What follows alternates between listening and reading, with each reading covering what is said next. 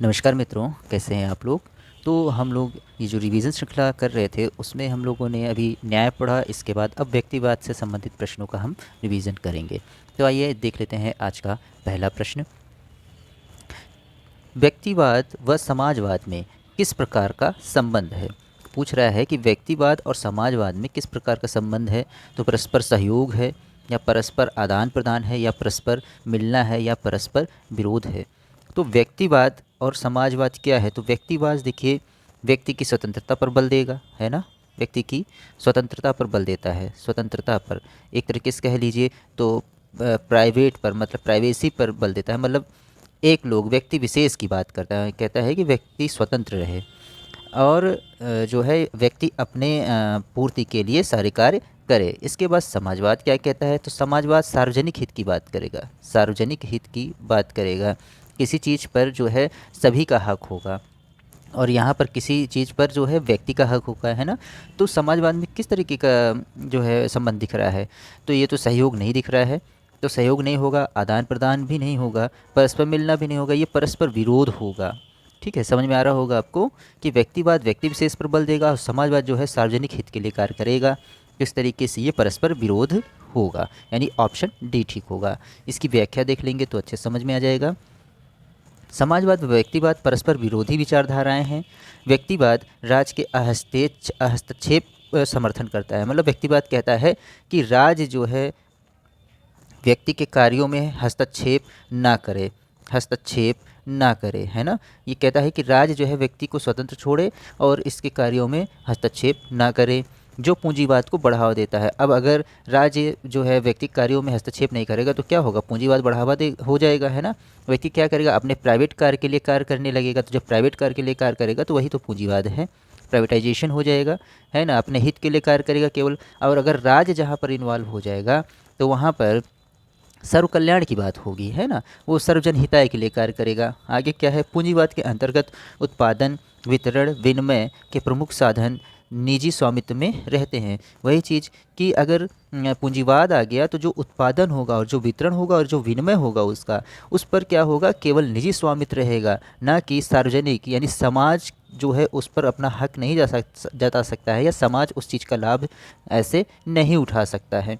अब इसके विरोध में समाजवाद का उदय हुआ है, ठीक है ना। तो याद रखें कि व्यक्तिवाद के विरोध में समाजवाद का उदय हुआ है। जहाँ पर ये एकल की बात करता है, यहाँ पर ये देखिए क्या बात करते हैं कि समाजवाद के अनुसार समाज में उत्पादन, वितरण, विनिमय के प्रमुख साधनों पर सार्वजनिक स्वामित्व और नियंत्रण स्थापित होना चाहिए। सार्वजनिक जो है स्वामित्व की बात करते हैं, मतलब सभी के समाज में जितने लोग हैं सबके लिए, मतलब वो उसका प्रयोग होना चाहिए और उस पर नियंत्रण भी स्थापित होना चाहिए। इस प्रकार से हम समझ लेते हैं कि व्यक्तिवाद और समाजवाद दोनों एक दूसरे से परस्पर विरोधी विचारधाराएं हैं। तो आइए देख लेते हैं अगला प्रश्न।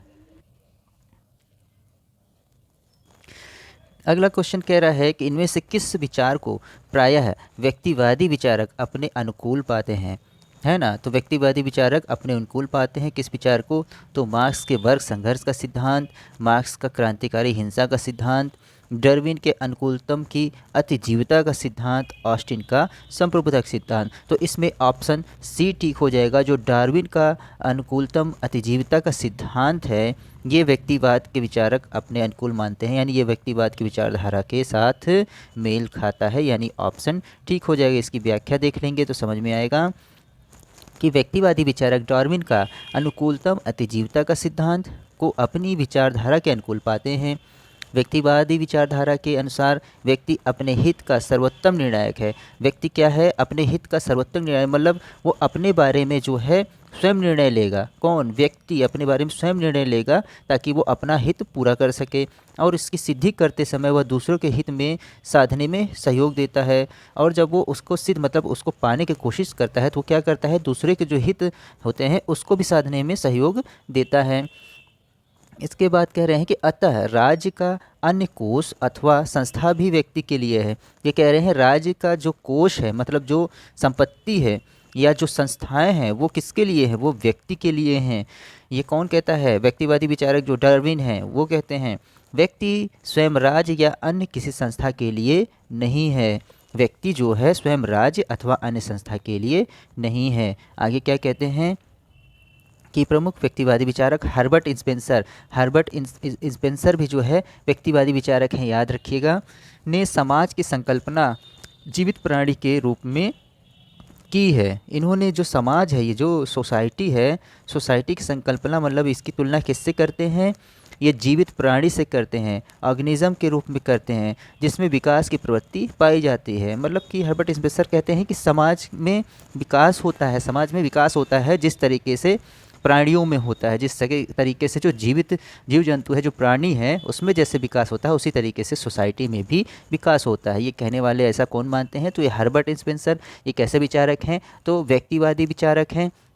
और दूसरे व्यक्तिवादी विचारक कौन हो गए, डार्विन, जिनका अनुकूलतम की अतिजीवता का सिद्धांत इन्होंने दिया था। याद रखेंगे, इंपॉर्टेंट है, नोट डाउन कर लेंगे आप। अगला प्रश्न देखते हैं। अगला है, राज्य एक आवश्यक बुराई है, या कौन कहता है राज्य एक आवश्यक बुराई है, तो अराजकतावादी कहते हैं, या व्यक्तिवाद कहते हैं, या मार्क्सवाद कहते हैं, या श्रमिक संघवाद कहते हैं। तो राज्य को एक आवश्यक बुराई कौन मानेगा, राज्य मतलब राज्य जो है रहे रहे सुरक्षा करे, राज्य रहे बट सुरक्षा करे, लेकिन जो व्यक्ति है, व्यक्ति के कार्यों में हस्तक्षेप ना करे, हस्तक्षेप ना करे। तो ऐसा कौन मानता है, तो ऐसा व्यक्तिवादी मानते हैं, है ना। तो व्यक्तिवादी कहते हैं राज तो आवश्यक है लेकिन वो बुराई है, मतलब कि राज चाहिए लेकिन सुरक्षा के लिए खाली, और अगर राज हस्तक्षेप ना करे व्यक्ति के कार्यों में तो वो ठीक है। यानी राज ठीक है बट वो बुराई इसलिए है क्योंकि वो व्यक्ति के कार्यों में दखल देता है, वो उनको उनके कार्यों को करने से रोकता है। तो व्यक्तिवाद में क्या है, व्यक्तिवाद में व्यक्ति को स्वतंत्र होना चाहिए ना, व्यक्ति स्वतंत्र होता है उसमें, क्योंकि वो अपना विकास कर सके, अपने हिसाब से विकास कर सके। और जहाँ राज्य की बात आएगी तो वहाँ पर सोशल की बात आ जाएगी, है ना, तो वो सार्वजनिक हित के लिए कार्य करने लगेगा। तो राज्य क्या है, राज्य तो सभी चीज़ों का वितरण सार्वजनिक करेगा ना। लेकिन जब व्यक्तिवादी विचारधारा रहेगी तो वहाँ पर क्या है, व्यक्ति स्वयं का विकास करेगा। पहले भाई कोई भी व्यक्ति होगा तो पहले अपना विकास करेगा कि सबका विकास करने लगेगा। भाई पहले अपना करेगा तभी तो दूसरे करेगा। तो ये व्यक्तिवाद की विचारधारा हुई। तो राज्य को एक आवश्यक बुराई कौन मानता है, तो व्यक्तिवाद, यानी ऑप्शन बी ठीक हो जाएगा। इसकी व्याख्या देखेंगे तो और अच्छे समझ में आ जाएगा। व्यक्तिवादी सिद्धांत राज्य को आवश्यक बुराई मानते हैं। अच्छा ये याद भी रखिएगा, बहुत इंपॉर्टेंट है, ऐसे ही डायरेक्ट ही पूछ लेता है ना। तो आवश्यक इसलिए कि राज्य ही लोगों के जीवन, संपत्ति और स्वतंत्रता की रक्षा करता है। देखिए बिल्कुल वही चीज़ कि आवश्यक इसलिए है राज्य क्योंकि वो व्यक्ति के जो लोग हैं उनके जीवन, संपत्ति और स्वतंत्रता की सुरक्षा करता है, तथा बुराई इसलिए कि राज्य प्रत्येक कार्य का अर्थ है कि व्यक्ति की स्वतंत्रता में कटौती करना। वही चीज़ कि मतलब राज्य क्या है, राज्य अगर अपने हिसाब से कार्य करेगा तो व्यक्ति की स्वतंत्रता में कटौती होगी ही ना भाई। वो तो सार्वजनिक कार्य करेगा कि मतलब किसी एक व्यक्ति, अब हम जैसे किसी की इच्छा है, बोलेगा कि मैं तो जो है सिगरेट पीना है मेरे को, है ना, तो सिगरेट पीना है, और वो भी कहाँ पर, जहाँ पर जो है ढेर सारे व्यक्ति हों, महिलाएं हों, मुझे वहीं पीना है। तो हालांकि उसका अधिकार है, ये उसका अधिकार है, लेकिन यहाँ पर स्टेट अगर राज्य क्या है, कहता है कि सार्वजनिक स्थल पर आप स्मोकिंग नहीं कर सकते हैं।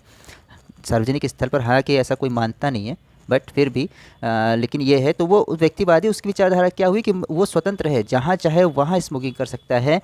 बट अगर सार्वजनिक हित की बात करें तो चूंकि उसके धुएं से केवल उसको ही नहीं बल्कि अन्य लोगों को भी परेशानी होती है ना। तो वहाँ पर अगर राज्य की बात करें तो राज्य कहेगा कि नहीं, वो यहाँ मतलब सार्वजनिक स्थल पर स्मोकिंग नहीं कर सकता है। तो यहाँ क्या हुआ, कॉन्फ्लिक्ट हुआ ना। तो ये क्या कर रहा है, राज्य एक तरीके से जो है उस व्यक्ति की स्वतंत्रता का हनन ही कर रहा है, कटौती ही तो कर रहा है कि भाई आप जो है सार्वजनिक स्थल पर स्मोकिंग नहीं कर सकते हैं।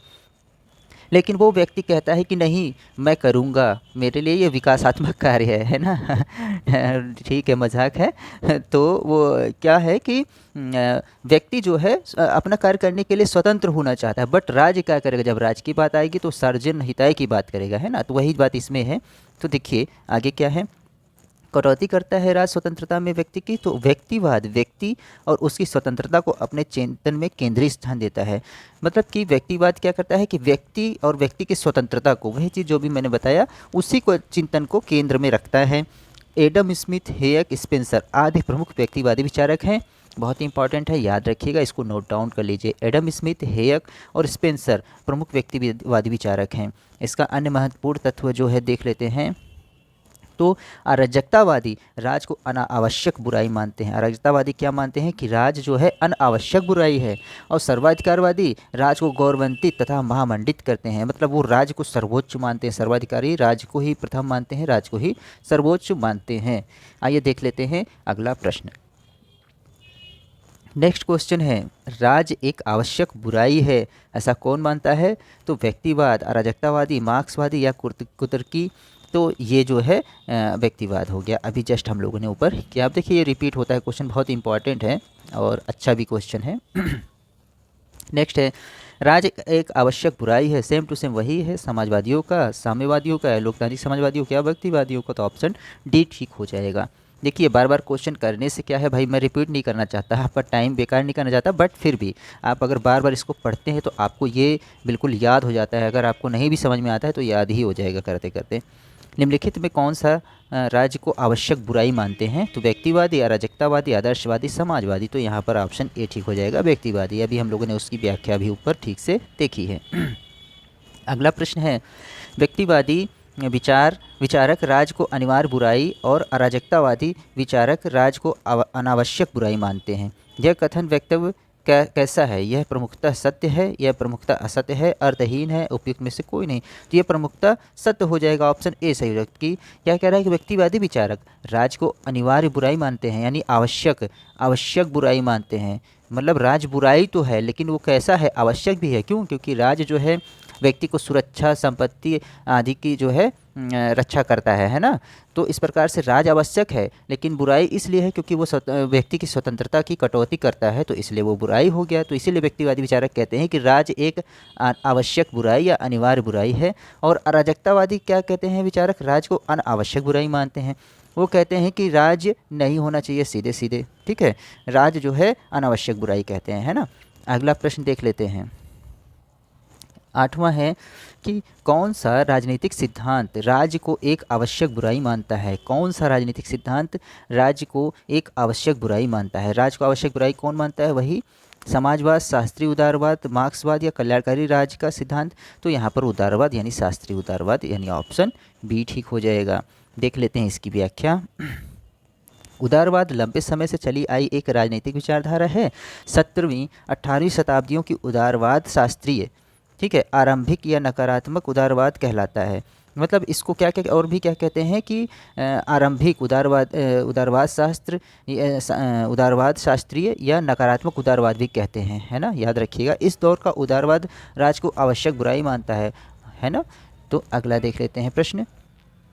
निम्न में से कौन एक व्यक्तिवाद का समर्थक नहीं है? तो ग्राहम वालास, हेयक, जीडीएच कोल और मिल। तो यहाँ पर जीडीएच कोल जो है व्यक्तिवाद के समर्थक नहीं है, इसकी यानी ऑप्शन सी ठीक हो जाएगा। इसकी व्याख्या देखेंगे तो समझ में आएगा कि Locke, Bentham, Adam Smith, Spencer, Graham Wallas, F.A. Hayek, Isaiah Berlin, Robert Nozick, Milton Friedman, Norman Angell, Miss Follett इत्यादि विचारक व्यक्तिवादी हैं, ठीक है। तो ये लोग व्यक्तिवादी हैं, थोड़ा सा ये फैक्ट है, याद रखिएगा, है ना। अगर इनके जैसे विचारों को पढ़ेंगे आप तो इनमें व्यक्तिवाद मतलब नज़र आएगा, तो आपको थोड़ा समझने में आइडिया मिलेगा। लेकिन फिर भी आप इसको याद रखिएगा, या ऐसे ही क्वेश्चन पूछता है इसमें से कौन व्यक्तिवादी विचारक है, इसमें से कौन व्यक्तिवादी विचारक नहीं है। जबकि जीडीएच कोल श्रेणी समाजवादी विचारक है। जीडीएच कोल कैसे विचारक हैं? तो समाजवादी, श्रेणी समाजवादी विचारक हैं। इसके बाद A.G. पेंटी, A.R. Orange, A.G. हॉब्सन अन्य श्रेणी समाजवादी विचारक हैं। ये भी जो है क्या हैं? अन्य, ये भी श्रेणी समाजवादी विचारक हैं। पेंटी, ऑरेंज और ये हॉब्सन, याद रखिएगा इसको, ये भी फैक्ट है। कम से कम ये तो व्यक्तिवादी वाला तो याद ही रख लीजिएगा, और जीडीएच कोल भी याद रखिएगा, ये इंपॉर्टेंट है। अगला प्रश्न है, वैज्ञानिक व्यक्तिवाद की अवधारणा को किसने विकसित किया है? तो एडम स्मिथ हैं, या बेंथम है, या J.S. मिल है, या स्पेंसर हैं। तो ये ऑप्शन डी ठीक हो जाएगा, यानी स्पेंसर हैं। वैज्ञानिक व्यक्तिवाद अवधारणा का विकास किसने किया? तो स्पेंसर, याद रखिएगा, अच्छा फैक्ट है और इम्पॉर्टेंट है। इसकी व्याख्या देखेंगे तो अच्छे से समझ में आ जाएगा हम लोगों को। हर्बर्ट स्पेंसर 1820 to 1930, 19वीं शताब्दी, यानी ये 19th सेंचुरी के ब्रिटिश दार्शनिक विचारक और सिद्धांतकार थे, ठीक है। इन्होंने जो है वैज्ञानिक आधार पर व्यक्तिवाद को स्थापित किया। नोट करिएगा, इंपॉर्टेंट है। स्पेंसर के चिंतन को सामाजिक डार्विनवाद की मुख्य अभिव्यक्ति मानी जाती है। अब डार्विनवाद, जो स्पेंसर थे, जो एक वैज्ञानिक थे, मतलब जो प्योर वैज्ञानिक थे, डार्विन जो भी साइंस पढ़ा होगा अगर हाई स्कूल या इंटर तक, तो वहाँ पर डार्विनवाद वो ज़रूर पढ़ा होगा। तो डार्विनवाद क्या थे? एक प्योर जो है साइंटिस्ट थे, है ना, प्योर जो है साइंटिस्ट थे। उन्होंने जो है डार्विनवाद की संज्ञा दी थी, है ना। तो डार्विन के नाम पे डार्विनवाद उसको कहा जाने लगा। तो स्पेंसर वहाँ से उठा करके, वहाँ से मतलब जो है वहाँ से अपना समझ करके जो है उसको चिंतन को समझते हुए अपने चिंतन में इसको शामिल करते हैं। तो इसीलिए स्पेंसर को जो है वैज्ञानिक उदारवाद का जनक माना जाता है, या वैज्ञानिक उदारवाद का विकास करने वाला समझा जाता है। इसने प्राकृतिक विज्ञानों के नियमों को सामाजिक विज्ञान के क्षेत्र में लागू किया, है ना।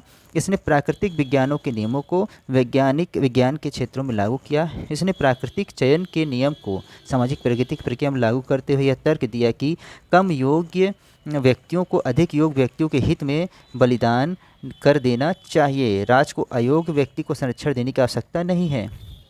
मतलब क्या है? ये कहते हैं कि अगर एक कमज़ोर आदमी है और एक बलशाली आदमी है, तो जो राज है उसको इसका संरक्षण न करके इसका संरक्षण करना चाहिए, ताकि ये विकास कार्यों में आगे जो है कार्य कर सके। कह रहा है कि अगर आप कमज़ोर को संरक्षण देते हैं या उसके लिए कार्य करते हैं तो वो निरर्थक हो जाएगा, मतलब इसका कोई भी अर्थ नहीं निकलेगा। और अगर हष्ट पुष्ट और जो व्यक्ति कार्य कर सकता है उसका संरक्षण या उसके लिए कार्य करेंगे तो वो आगे चल के विकासात्मक कार्य करेगा। तो यही कहता है कि अयोग्य व्यक्तियों को संरक्षण देने की आवश्यकता नहीं है, और ऐसे व्यक्तियों को क्या करना चाहिए? अपना बलिदान दे देना चाहिए, ठीक है ना। तो ये स्पेंसर की जो अवधारणा है, वैज्ञानिक अवधारणा, ये अपने इस आधार पे देते हैं। अन्य महत्वपूर्ण तथ्यों में देखते हैं, समझते हैं कि स्पेंसर ने सब तरह के कल्याण कार्यक्रमों का खंडन किया है। कल्याण कार्यक्रमों का खंडन करता है, मतलब ये जो क्या कहते हैं कि सामाजिक सार्वजनिक कार्य हैं उनका खंडन करता है। देख लीजिए, इस तरीके से स्पेंसर क्या हो जाएंगे? जो समाजवाद के विरोध, मतलब विरोधात्मक जो है विचारक हो जाएंगे, है ना। इसने मताधिकार के विस्तार का विरोध किया है कि मताधिकार का विस्तार भी जो है नहीं होना चाहिए, मताधिकार के विस्तार का विरोध किया है। स्पेंसर ने आशा व्यक्त की कि कालांतर में बाजार समाज को इतना विनियमित कर देगा कि राज्य का अस्तित्व निरर्थक हो जाएगा, है ना। ये कहते हैं। अगला क्या बोलते हैं कि इनकी प्रमुख कृति है सोशल स्टैटिक्स, याद रखिएगा, इंपॉर्टेंट है, और है प्रिंसिपल ऑफ सोशियोलॉजी, तथा मैन वर्सेस स्टेट, बहुत इंपॉर्टेंट है, ये पूछा जाता है, मैन वर्सेस स्टेट। तो इसको नोट डाउन करिएगा और याद रखिएगा। और आज का जो है क्वेश्चन 11वां देख लेते हैं, जो कि आज का लास्ट क्वेश्चन होगा। अगला प्रश्न है कि निम्नलिखित में कौन आधुनिक व्यक्तिवाद का प्रणेता माना जाता है? आधुनिक व्यक्तिवाद का प्रणेता कौन माना जाता है? तो वो है ग्राहम वालास, लास्की या लिकॉक या हॉब्स। तो इसका ऑप्शन ठीक हो जाएगा ए, यानी ग्राहम वालास जो है आधुनिक व्यक्तिवाद के प्रणेता हैं। याद रखिएगा। इसकी व्याख्या देख लेते हैं तो समझ में आ जाएगा। इसकी व्याख्या है कि आधुनिक व्यक्तिवाद व्यक्ति के स्थान पर समूह या संवासों की सर्वोपरिता में आस्था रखता है। आधुनिक व्यक्तिवाद सत्ता का विकेंद्रीकरण और राज्य की शक्तियों एवं कार्य क्षेत्रों में नियंत्रण का पक्षधर है, ठीक है। मतलब यहाँ पर सत्ता के व्यक्तियों की जो सत्ता है उसके विकेंद्रीकरण की बात करता है। तो ग्राहम वालास, नॉर्मन एंजल, बेलॉक और मिस फॉलेट आधुनिक व्यक्तिवाद के प्रमुख समर्थक हैं। कौन कौन? ग्राहम वालास, नॉर्मन एंजल, बेलॉक और मिस फॉलेट। याद रखिएगा, ये आधुनिक व्यक्तिवाद के प्रमुख समर्थक हैं। इनके प्रमुख कृतियाँ हैं ग्राहम वालास की ग्रेट सोसाइटी, नॉर्मन एंजल की द ग्रेट इल्यूज़न, ये बहुत इंपॉर्टेंट है, द ग्रेट इल्यूज़न। और इसके बाद है बेलॉक की जो है द सर्वाइवल स्टेट, और मिस फॉलेट की द न्यू स्टेट, बहुत इंपॉर्टेंट है और बहुत कई बार पूछा गया है। इनमें से कोई ना कोई आपको जो है एग्ज़ाम में अधिकतर जो है देखने को मिल ही जाता है, तो ये याद रखेंगे। तो आज यहीं तक रखते हैं। इसके आगे का जो प्रश्न है वो हम अगले वीडियो में करेंगे। बहुत बहुत धन्यवाद।